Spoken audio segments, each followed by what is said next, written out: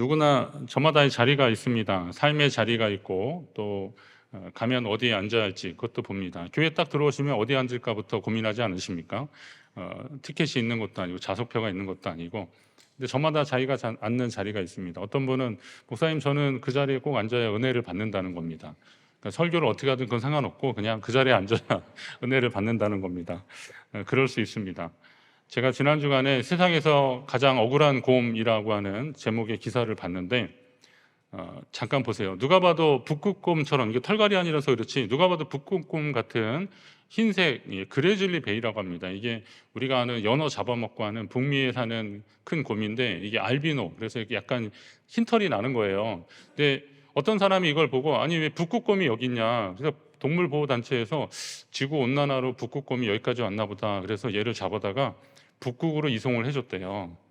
그런데 가서 보니까 얘가 너무 추워하고 힘들어하는 거예요. 그래서 이게 좀 이상하다. 알고 보니까 얘가 북극곰이 아니었나 보다. 그래서 다시 얘를 원래 있던 대로 데려왔답니다. 얘가 이제 한번 놀래가지고 남쪽으로 이렇게 내려갔는데, 또 미국의 그 남쪽에 있는 동물보호단체에서 북극곰이 여기까지 왔다. 그래서 얘를 또 북극곰 보호소로 데려갔답니다. 그랬더니 또 북극곰들이 넌 뭐냐 그러면서 자꾸 괴롭히니까 처음에는 그냥 적응하니라 그런 줄 알았는데, 알고 보니까 얘가 또 북극곰이 아니었던 거예요. 그래서 원래 자리로 돌려놨다고 합니다. 얼마나 억울했을까요? 이렇듯 자기의 자리가 있습니다. 우리는 그것을 이제 제자리라고 합니다. 제자리. 여러분의 삶의 자리는 어디입니까? 우리는 살면서 자기의 자리, 비행기를 타든 기차를 타든 뭐 영화를 보러 가든 자리가 어디인지를 이제 확인하고 그러는데요. 이 자리에 대한 이야기를 많이 들으면서 삶의 자리에 대한, 그리고 섬김의 자리에 대한 이야기를 많이 듣습니다. 그렇지만 이 섬김의 자리에 대한 이야기를 많이 들어도 솔직히 섬김의 자리에 익숙하지 않은 우리 자신을 발견하게 됩니다. 목사인 저도 그럴 가능성이 있는데, 주님의 섬김을 본받아서 이 섬김의 일꾼이 되라고 하면 임직식 때 그렇게 권면하면 다 아멘 하는데, 좀 나중에는 달라지는 분들을 좀 여러 봤습니다. 하지만 섬김은 성도가 평생 가져야 할 삶의 태도, 믿음의 자세입니다. 우리가 주님 앞에 설 때까지 끊임없이 힘써야 하는 것이 주님 닮아가며 섬기는 자의 모습일 것입니다. 그런 의미에서 오늘도 그 섬김에 관한 이야기를 하려고 합니다. 이 시간 성령이 여러분에게 주시는 감동이 있기를 간절히 바랍니다. 오늘 말씀에는 성막을 중심으로 남쪽에 진을 친 두 번째 그룹 이야기가 있습니다. 이들도 역시 르우벤 지파를 중심으로 시므온 갓 지파가 모였습니다. 르우벤, 시므온, 갓 지파입니다. 지난주에 말씀드렸듯이 성막을 중심으로 네 그룹이 있었습니다. 첫 번째, 두 번째, 세 번째, 네 번째.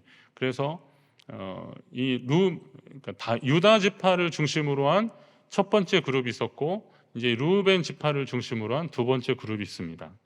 그런데 유다 지파가 성막 주변에 진칠 때 가장 앞에 위치했는데, 원래는 이 자리는 큰아들이었던 르우벤 지파의 자손들이 있을 만한 그런 자리였습니다. 그러나 르우벤은 아버지의 침상을 더럽혔다, 이런 것 때문에 장자의 명분을 잃고 맙니다.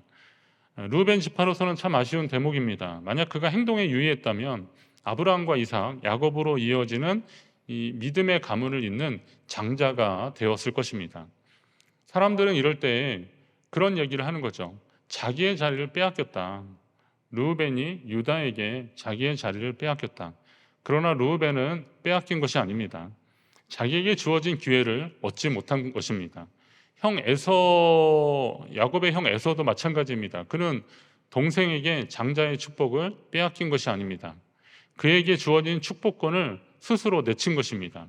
그가 하나님의 은혜를 더 사모하고 장자의 축복이 신앙적으로 어떤 의미가 있었는지를 잘 알았다면 장자권을 동생에게 그렇게 팥죽 한 그릇에 팔아먹지는 않았을 것입니다. 부자 청년이 예수님을 찾아와서 어떻게 하면 영생을 얻을 수 있냐고 그렇게 묻습니다. 그러자 예수님이 너의 소유를 다 팔아서 가난한 사람들에게 나눠주고 그러면 그리고 와서 나를 따르라 그럽니다. 그랬더니 청년이 어떻게 했어요?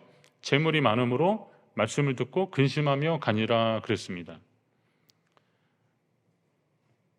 그가 주님의 그 초대에 고민을 하다가 그냥 가버린 겁니다. 그러니까 주님이 주신 기회를 놓쳐버린 겁니다. 하나님이 오늘 여러분에게 주시는 믿음의 기회를 사모하시고 끝까지 붙잡으시기 바랍니다. 믿음의 기회는 하나님이 우리에게 주시는 소중한 선물입니다. 하지만 사람들은 믿음의 기회를 너무 당연하게 생각하는 겁니다.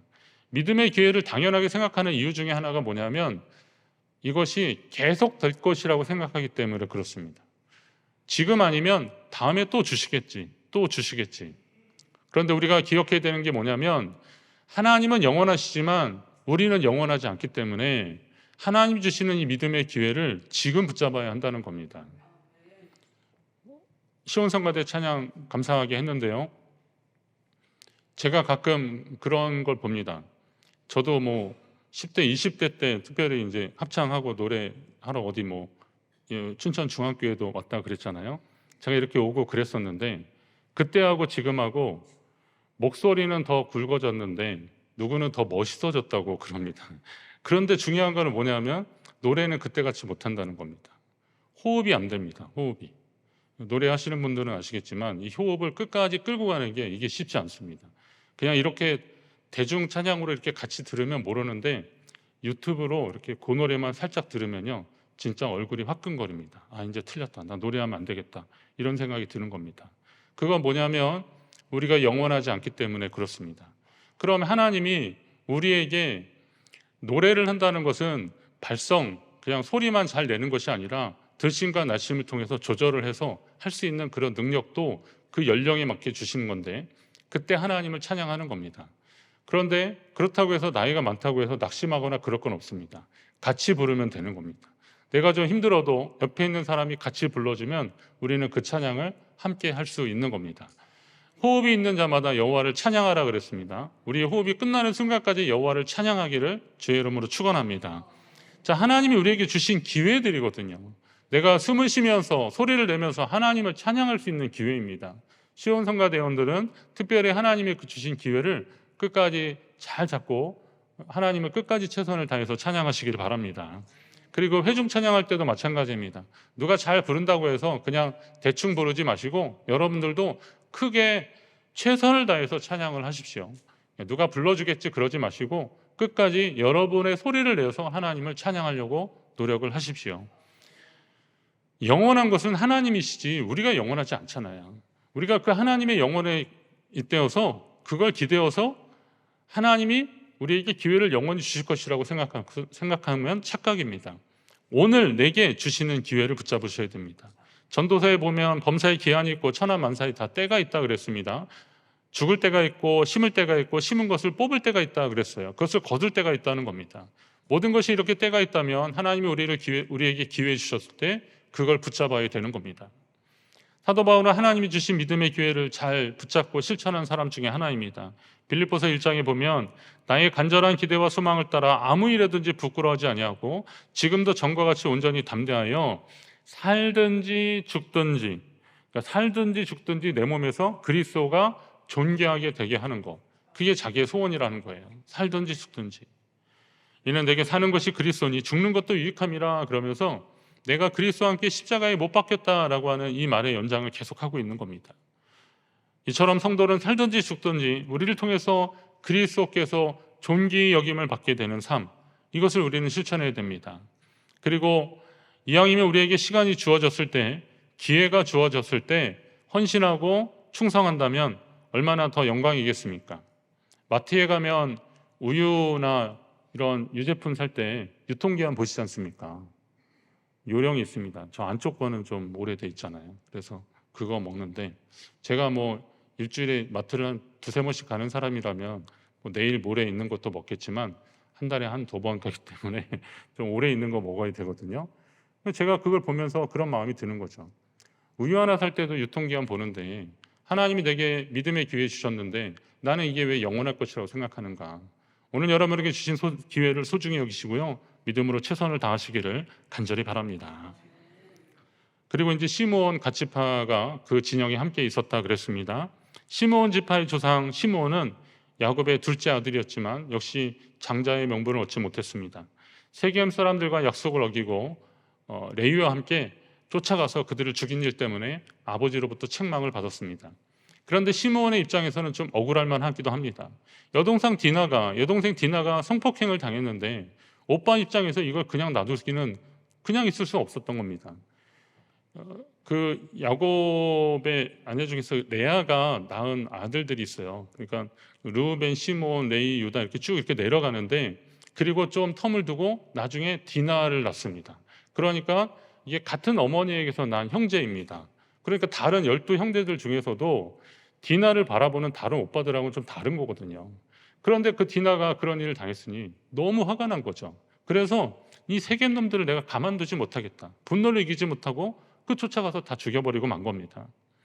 우리는 나름의 기준으로 옳고 그름을 판단하고 행동하지만, 그러나 그것도 어쩔 때는 좀 잘 생각해 보셔야 됩니다. 내가 아무리 잘 알고 있는 것 같아도 모르는 일이 더 많은 것이 세상입니다. 따라서 아무리 명분이 있는 일을 할지라도 분노를 다스리지 못하고 감정적으로 대처하면 결과가 좋지 않습니다. 저도 그런 얘기 많이 들었거든요. 혈기를 하나님이 기뻐하지 않으신다. 혈기 부리지 말아라. 저희 욱하는 그런 성질이 있는 걸 알고 저희 어머니가 저한테 계속 하셨던 말이 그거거든요. 혈기 부리지 말아라. 혈기는 꼭 후유증이 있다. 하나님이 그거 기뻐하시지 않는다. 근데 그렇습니다. 감정적으로 대처하는 것은 좋지 않습니다. 사람의 감정은 수시로 변합니다. 저녁 때 생각한 거하고 아침에 생각한 거하고 같은 사안에 대해서도 달라집니다. 혹시 연애 편지 써보셨습니까? 받아보셨나요? 연애 편지를 저녁에 쓰면 해와 달과 별, 뭐 별거 다 동원됩니다. 그런데 아침에 이제 붙이기 전에 그걸 딱 보면 내가 무슨 정신으로 이걸 썼는지 그렇습니다.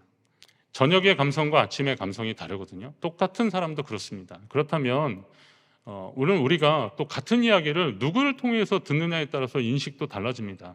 따라서 오늘 우리의 감정에 너무 충실하게 되면 거기에 실수할 수도 있다는 거죠. 자, 이럴 때 어떻게 하셔야 됩니까? 하나님께 여쭤야 되는 겁니다. 하나님, 제가 너무 화가 나는데, 너무 속상한데 이거 어떻게 하면 좋겠습니까? 제 개인적인 감정으로 가서 그냥 가만 안 놔뒀으면 좋겠는데 하나님 어떻게 하면 좋겠습니까? 라고 하나님께 여쭤야 되는 겁니다. 그러니까 상황이 복잡하고 어려울수록 성도는 하나님 아버지의 마음을 좀 생각해야 되는 거죠.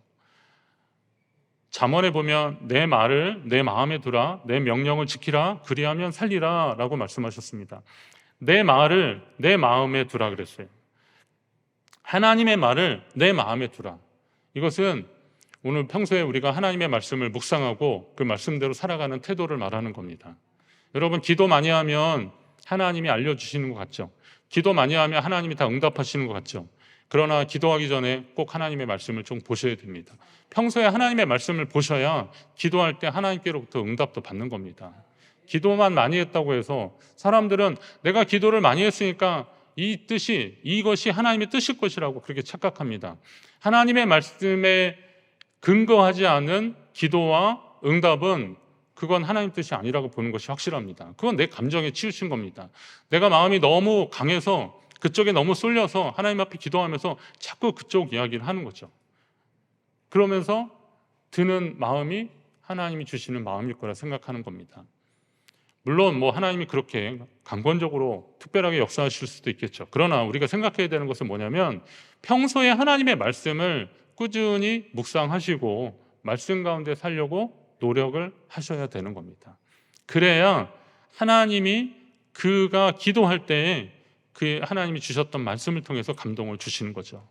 여러분이 하나님 아버지의 마음으로 여러분의 삶의 자리를 하나하나씩 채워가시기를 간절히 바랍니다. 아버지의 마음은 어땠을까요? 디나일로 아버지 야곱도 처음에는 많이 괴로웠을 것입니다. 그래도 그나마 다행인 것은 세겜 추장이 와서 우리 아들이 당신 딸을 너무 사랑하니까 어떻게 하든 둘을 맺어주자라고 한 거죠. 그러니까 야곱이 우리는 하나님께, 우리 가족은 하나님께 모든 남자들은 할례를 받는데 그거 행하겠냐 그랬더니 그러겠다고 한 겁니다. 그렇게 약속을 맺어서.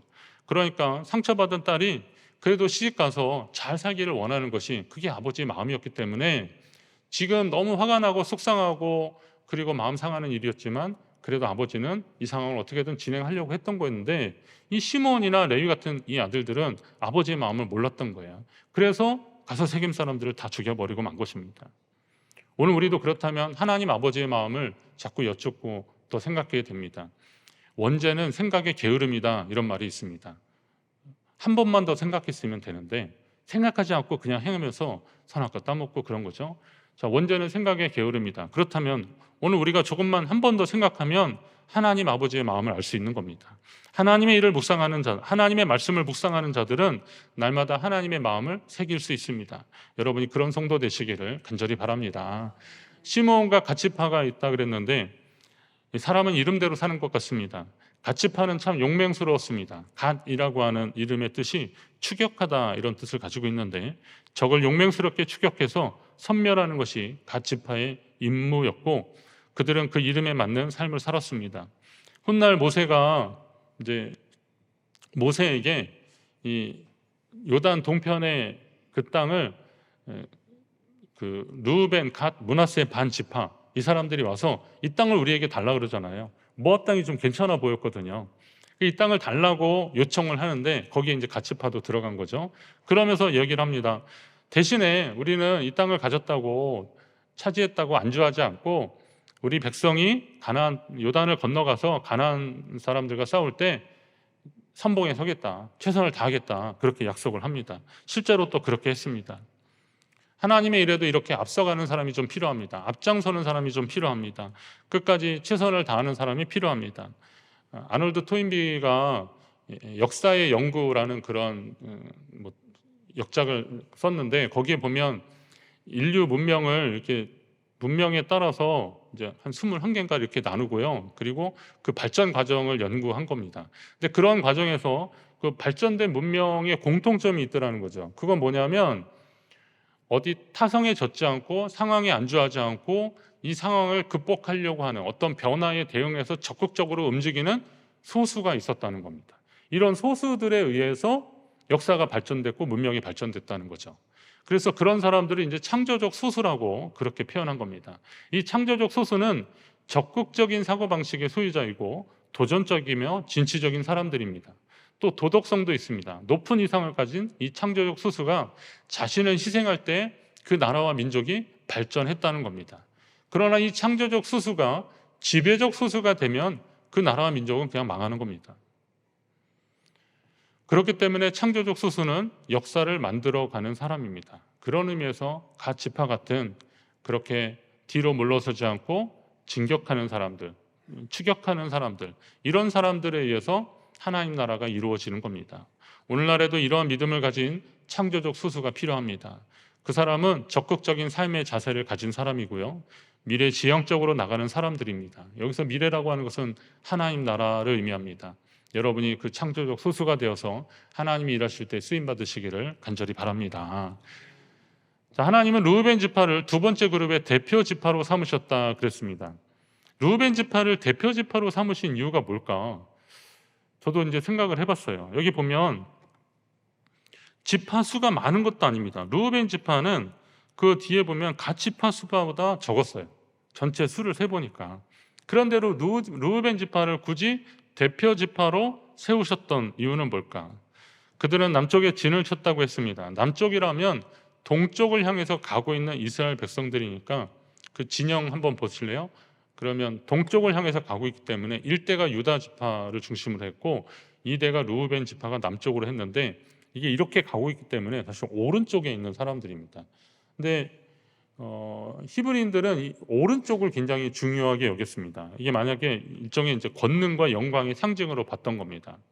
어쩌면 하나님은 한때 장자였던 르우벤 자손들에게 그 장자였을 때 또 장자였으면 얼마나 우리가 저기에 섰으면 얼마나 더 좋았을까 막 이런 아쉬움 말고 낙심하지 말고 이 중요하게 생각하는 이 오른쪽에서 당신들의 최선을 다해라, 너희들의 최선을 다해라 라고 하나님의 일에 참여할 수 있는 기회를 주셨다는 것입니다.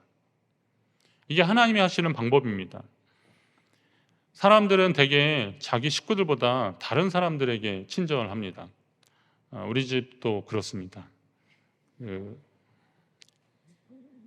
결혼한 딸내미가 예전에 그랬거든요. 좀 어릴 때 우리 아이들이 유치원, 초등학교, 중학교, 고등학교, 대학교 동문입니다. 둘이 다 같은 학교를 계속 다녔습니다. 뭐 전공은 대학 때 달랐지만 대학원도 달랐지만 하여튼 같은 학교를 계속 다니니까 다 알죠. 뭐 오빠, 뭐 동생, 뭐 이렇게 다 아는 거죠. 그런데 내린 결론이 이거예요. 오빠가 다른 사람한테 하는 거 반만 해도 내가 인정해 주겠다 막 이러는 겁니다. 그런 얘기 듣고 한참 웃었는데 가만히 생각해 보니까 저도 그러더라고요. 아내가 그러는 거죠. 여보, 나는 신방 언제 할 거냐고.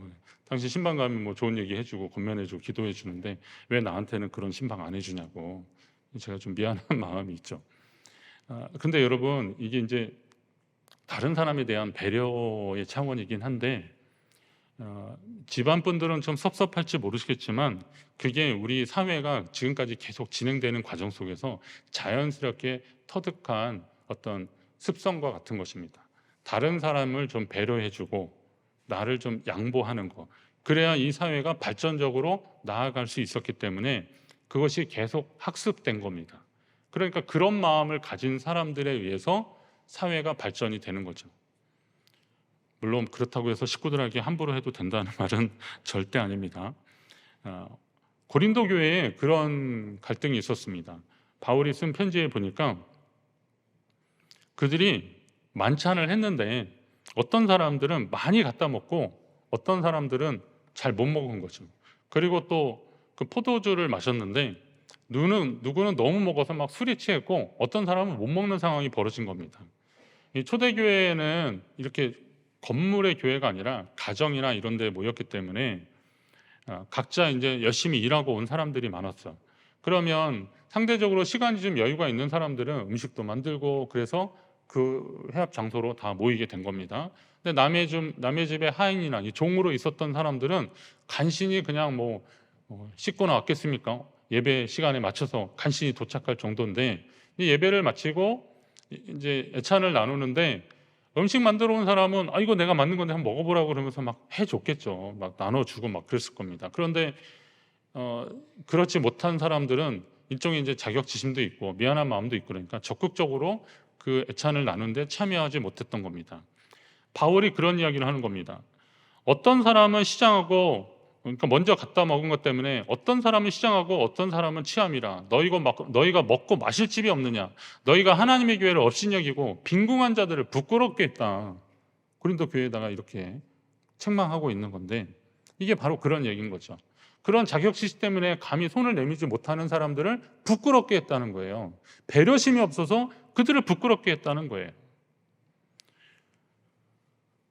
예배 후 만찬을 나눌 때 특정인들이 너무 많이 먹어서 다른 사람들이 못 먹는 상황이 벌어졌다는 것을 이야기하는데 이런 일이 음식이 모자라서 일어난 일이 아니라는 거예요. 배려심이 부족했기 때문에 그랬다는 겁니다. 교회에서 식사하는 문제가 이러니 교회 안에서 서로에 대한 섬김과 배려가 실종됐다는 것입니다. 오늘 우리는 어떻습니까? 음식 얘기가 아닙니다. 우리 공동체에서는 서로를 위한 상대를 위한 배려가 있습니까? 아직 우리 안에 낯설어하는 분들과 연약한 분들을 위한 배려가 있습니까? 저는 주일에 차량 상태가 이렇게 어떤지만 대충 봐서 그렇지 구체적으로 누가 차를 어떻게 되는지를 모르기 때문에 그냥 오해하지 말고 들으십시오. 주차를 잘 해주시는 것도 조금 늦게 오시는 분들에 대한 배려입니다. 내가 좀 먼저 왔고 시간적 여유가 있으면 차를 좀 잘 댈 수 있으니까 조금 더 공을 들여서 될 수 있으니까 어려운 곳에 될 수도 있죠. 근데 늦게 오는 분들은 좀 허겁지겁 와야 되니까 차를 좀 잘 될 수 없으니까 가까운 데 됐으면 좋겠는데 만약에 먼저 온 분들이 좋은 자리 다 차지하고 있으면 나중 온 분들은 좀 힘들어지지 않습니까? 근데 주차 요원들은 그래서 계속 막 이러시는 겁니다. 그러나 이거하고는 상관없이 그냥 내 가고 싶은 대로 간다. 그럼 그것도 사실은 생각해 보면 배려가 없는 거지 않습니까? 제가 언제부턴가 제 차를 저 지하 주차장 쪽으로 내려놓기 시작했습니다. 한 대라도 좀 거기가 편해 좀 편하게 되시라고. 물론 한동안 그랬더니 어떤 분이 그럽니다. 목사님 주일에는 어디 갔다 오신 거냐고. 그래서 주일에 계속 교회에 있었다. 그랬더니 목사님 차가 안 보여서 그런 줄 좀 아십시오. 주중에도 마찬가지입니다. 교회 방문하는 분들이 제 차가 그냥 딱하니 거기 있으니까 또 주차하는 데 조금 힘들어하셔서 그냥 제가 저 밑으로 대놨습니다. 그런 거죠. 제가 대단한 배려를 했다는 말씀이 아니라 우리가 조금만 생각해 보면 나의 도움이 필요하고 관심이 필요한 사람들을 위해서 양보할 수 있다는 거죠.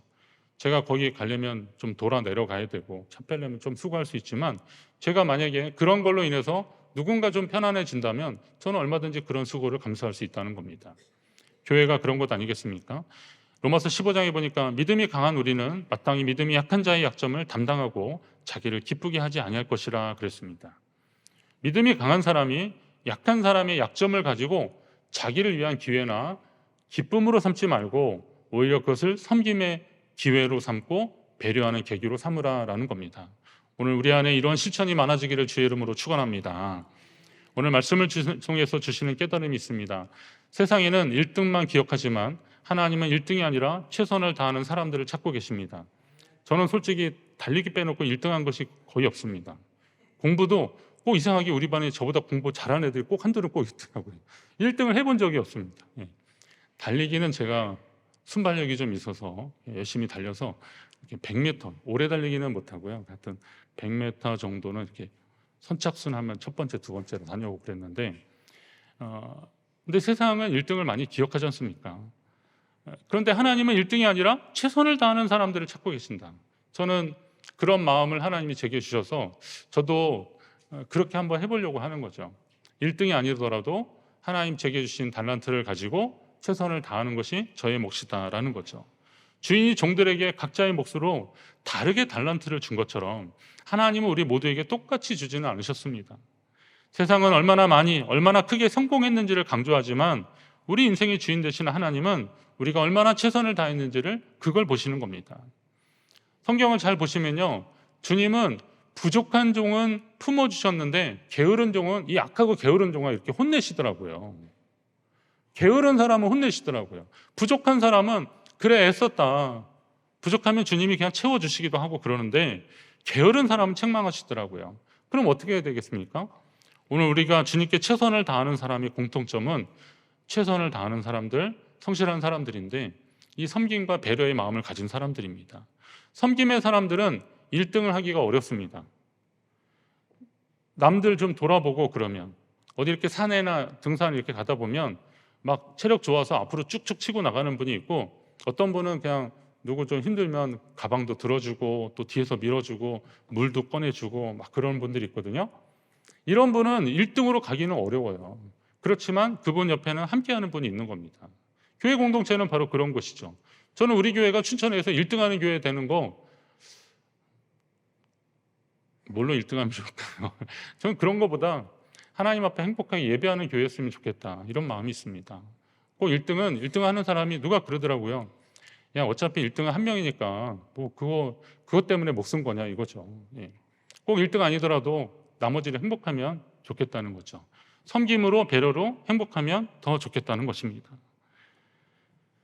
두 번째로 간다고 앞에 가는 사람들을 무조건 맹목적으로 따라가는 건 아니지 않습니까? 오늘 보니까 첫 번째 일대, 그 다음에 남쪽이지만 오른쪽에서 역할을 감당하도록 하나님이 르우벤 지파를 중심으로 한 기회를 주셨습니다. 자신의 자리에서 주님께 최선을 다하는 것입니다. 그것을 하나님이 기뻐하십니다. 지난 주간에 어느 선배 목사님하고 말씀 나누다가 목사님이 PT를 하기 시작했대요. 이게 퍼스널 트레이닝 있잖아요. 이렇게 선생님한테 하는데 시작은 그 교인이 이제 체육관을 차려서 그냥 한 석 달 끊어주고 이제 하게 됐는데, 근데 뭐 PT 할 때는 뭐 목사님이 뭐가 어디 있어요? 그냥 계급장 띄고 그냥 막 시키는 거니까 한 번만 더 막 그러니까 너무 힘들어서 잠깐 쉬는 시간에 그랬대요. 근육을 키우라고 자꾸 그래서, 아니 근육하고 지방하고 차이가 뭐냐 그랬더니 그 선생님이 그러더래요. 목사님, 근육은 뇌에서 명령할 때 반응하는 게 근육입니다. 근데 지방은 그러지 않습니다. 그런 거죠. 물론 지방이 다 소용이 없는 건 아닙니다. 우리 몸에 지방이 하는 역할들이 있습니다. 이 체온도 유지해주고 에너지를 여기서 가져오기도 하고 막 그러니까 여러 가지가 있는데, 그 얘기를 들으면서 저도 그 얘기 목사님께 들으면서 여러 가지 생각이 들더라고요. 근육, 뇌가 명령했을 때 반응하는 게 근육이다. 그럼 오늘 나도 하나님의 명령에 반응하는 근육과 같은 존재가 되고 싶다, 이런 마음입니다. 물론 그렇게 살았겠죠. 그러나 그런 마음이 더 확 드는 겁니다. 옆에 분하고 인사하겠습니다. 지방 되지 말고 근육 됩시다. 예. 근육과 같은 존재 되시자는 거죠. 하나님 앞에 근육과 같은 존재. 맞습니다. 성도는 하나님의 명령에 반응하는 근육과 같은 존재가 되어야 됩니다. 주님의 명령에 반응하며 누군가를 지탱해주고 힘들 때 좀 끌어안아주고 뒤처진 사람을 밀어주는 근육과 같은 존재가 우리가 되어야 할 것 아니겠습니까? 우리 공동체가 여러분이 하나님의 맡겨주신 그 각자의 자리에서 최선을 다하면 바로 그런 근육과 같은 공동체, 근육과 같은 존재들이 더 많아지는 하나님 기뻐하시는 공동체 될 줄로 믿습니다. 그것을 향해서 함께 나아가는 저와 여러분 되시기를 바랍니다.